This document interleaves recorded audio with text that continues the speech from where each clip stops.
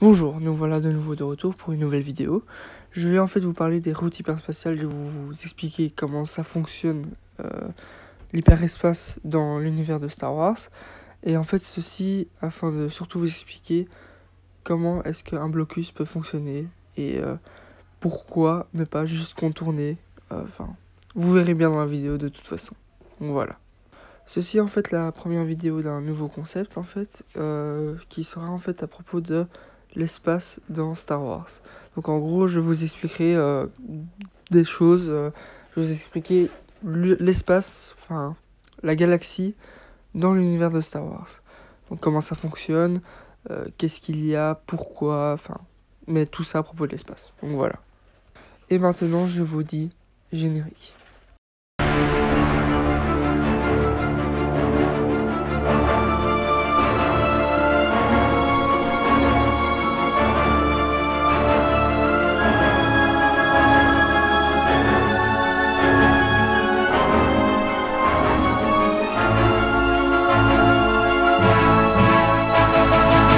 Commençons maintenant la vidéo. Je vous ai donc dit que c'est une question qui se pose, pourquoi ne pas contourner un blocus? Parce que on peut prendre par exemple le blocus de Naboo, qui est bien connu dans l'épisode 1, la menace fantôme. On le voit dès le début du film et c'est le sujet principal du film du coup. Voilà, je pense que tout le monde le connaît, au moins un minimum. Et comme on peut le voir sur cette image, on voit très clairement que le blocus est très très fin. Enfin, on peut facilement le contourner par le dessus, par le dessous ou par les côtés. En tout cas, c'est l'impression que tout ça donne. Je sais pas si vous êtes d'accord avec moi, mais à vous de me le dire en fait. Du coup, voilà. Pourquoi pas le contourner? Et par exemple, quand la reine Amidala essaye de fuir Naboo à bord de son vaisseau, pourquoi est-ce que les pilotes, du coup, ne contournent pas ce blocus? Par exemple, en allant de l'autre côté de la planète, éventuellement, ou bien en contournant par la gauche, droite, dessus ou dessous ce fameux blocus. Donc ça, c'est une question importante. Mais avant que je puisse vous expliquer exactement pourquoi ce blocus ne peut pas être contourné, il y a plusieurs choses que je dois vous expliquer à propos justement de la galaxie de Star Wars. Donc vous savez bien, je pense que la galaxie dans Star Wars est assez particulière parce que en fait il y a toute une partie qui n'est pas explorée. Mais bref, ça c'est une autre histoire. Et on voit très clairement sur cette carte des routes hyperspatiales qui parfois font toute la galaxie en longueur ou en largeur. Comment dire? Il y a ces routes parce que l'espace est très dangereux à voyager, on va dire. Sur cette carte, par exemple, on peut voir clairement la délimitation de la galaxie. Mais ce que je voulais dire, du coup, c'est dangereux de voyager dans l'espace parce qu'il y a des supernovas, il y a des étoiles, il y a des trous noirs, tout ça à éviter. Et du coup, si tu n'as pas des données de cartes précises et à jour, à tout moment, tu risques de te planter quelque part dans une étoile, par exemple, ou dans une planète. Donc, il faut absolument avoir des données à jour pour pouvoir voyager en toute sécurité dans l'espace de Star Wars. Si tu n'as pas ça, impossible de voyager dans l'hyperespace. Et même, les calculs doivent être extrêmement précis, parce que même une dérivation de, je ne sais pas moi, 1 degré, peut provoquer la chute du vaisseau dans le puits gravitationnel d'un trou noir, par exemple, et provoquer sa perte.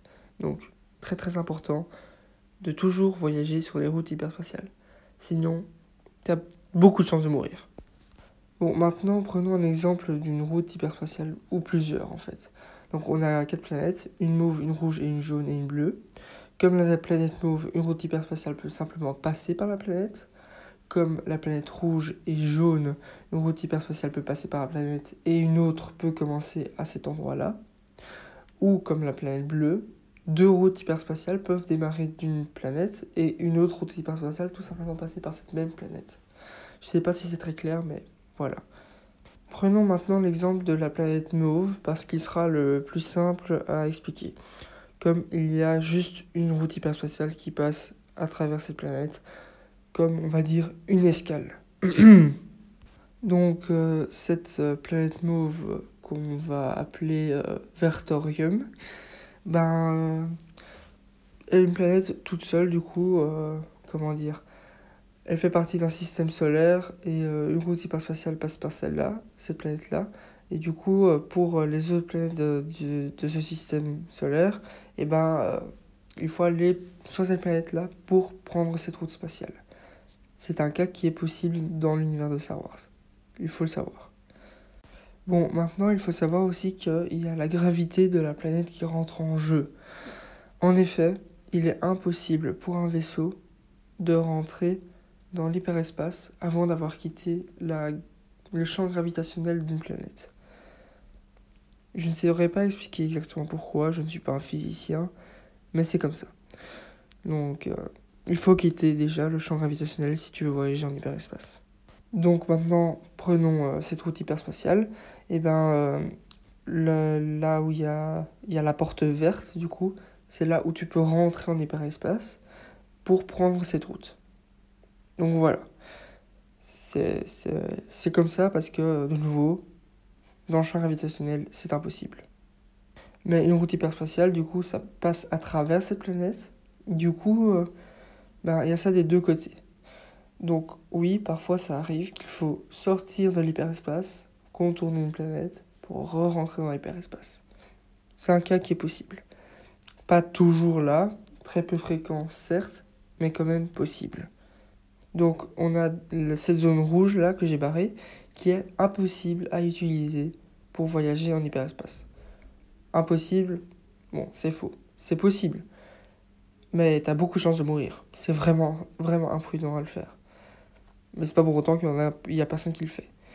Bon, je pense que vous voyez où je veux en venir, mais je vais quand même vous donner un point de vue plus proche pour vous expliquer clairement le blocus, comment ça fonctionne. Donc, prenons un regard plus proche de notre chère planète Vertorium. Je vais prendre un des côtés du coup qui nous intéresse. Donc, je vais pas prendre n'importe quel endroit de la planète, tout d'abord. Mais il faut se rappeler des règles que j'ai dit avant. C'est-à-dire tout d'abord qu'il y a un champ gravitationnel dans lequel on ne peut pas voyager en hyperespace. Ce n'est pas à échelle, hein. Je vous préviens déjà, faut pas croire que le champ gravitationnel est si proche de la planète, hein. Je pense qu'il est quand même plus loin, peut-être qu'il est plus proche, de nouveau, pas un physicien, je ne peux pas savoir. Et comme je l'ai déjà dit précédemment, il y a donc le point d'entrée pour entrer du coup dans la route hyperspatiale et pouvoir l'utiliser. C'est de nouveau donc pas n'importe où qu'on peut entrer en hyperespace. Donc voilà, une fois qu'on atteint cette porte, hop, on peut partir dans l'hyperespace et quitter cette fameuse planète. Ou bien arriver sur cette planète par ce fameux point d'entrée de la route hyperspatiale. Maintenant qu'on sait tout ça, je vais vous expliquer comment un blocus fonctionne. Un blocus, c'est plusieurs vaisseaux qui justement sont placés juste devant le point d'entrée de la route hyperspatiale. Je pense du coup que vous avez compris comment ça va fonctionner, mais quand même, je vais vous expliquer exactement comment ça va fonctionner du coup. Disons maintenant qu'un vaisseau veut quitter cette fameuse planète pour prendre la route hyperspatiale, elle doit passer absolument par le blocus. Je pense que vous le voyez bien, il n'y a pas moyen de la contourner, parce que le point d'entrée est là. C'est problématique. Disons maintenant que un vaisseau veut rentrer sur cette planète pour pouvoir faire du commerce, par exemple. De nouveau, il faut passer par le blocus, parce que de nouveau, tu sors de l'hyperespace directement, tu as ces vaisseaux devant toi, tu ne sais pas les contourner. Voilà. C'est assez clair, je pense, du coup, comment ça fonctionne, les blocus maintenant. C'est donc en fait pour cette raison-là que quand la reine Amidala a voulu quitter Naboo, elle a dû passer à travers le blocus pour pouvoir prendre la route hyperspatiale. Il n'y avait pas moyen de la contourner, il n'y avait pas moyen de passer au-dessus ou en dessous, à côté ou à droite. Mais il fallait passer à travers pour pouvoir aller au point d'entrée de l'hyperespace et quitter cette fameuse planète. Bon, et cette vidéo est déjà terminée. Je trouve qu'on commence quand même sur du lourd avec ce nouveau concept. Longue vidéo pour un nouveau concept. Je sais que je me suis répété, mais c'est pas grave. Du coup, laissez un commentaire, dites-moi si je vous ai bien expliqué ou si je vous ai mal expliqué et que vous n'avez rien compris, ce qui est aussi possible. Et du coup, je vous donne rendez-vous dans une prochaine vidéo et je vous dis au revoir.